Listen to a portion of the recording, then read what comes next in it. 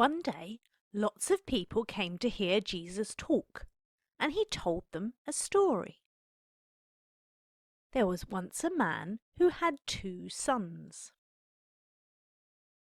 One of his sons asked his dad for all the money that he should get when his dad died.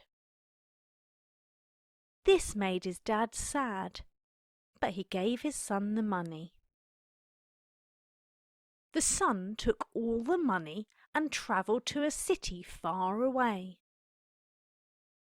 There he threw lots of big parties and wasted his money until it was all gone.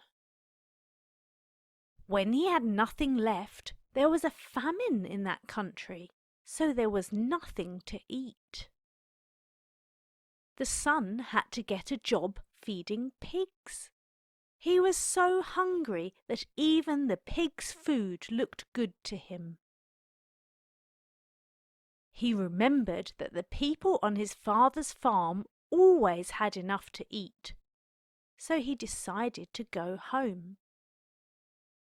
He knew he would have to say sorry to his father and ask to be a servant instead of being his son. But his father saw him from a long way away. He ran to his son and gave him a big hug. The son started to say sorry, but the father said, "Bring my son some clothes and shoes and make a feast. Let's celebrate because he has come home."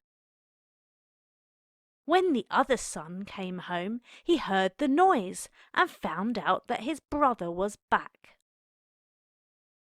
He was cross with his father because he had never got to have a party. But his father said, "My son, everything I have left is yours. But we had to celebrate because your brother was lost, but now he is found."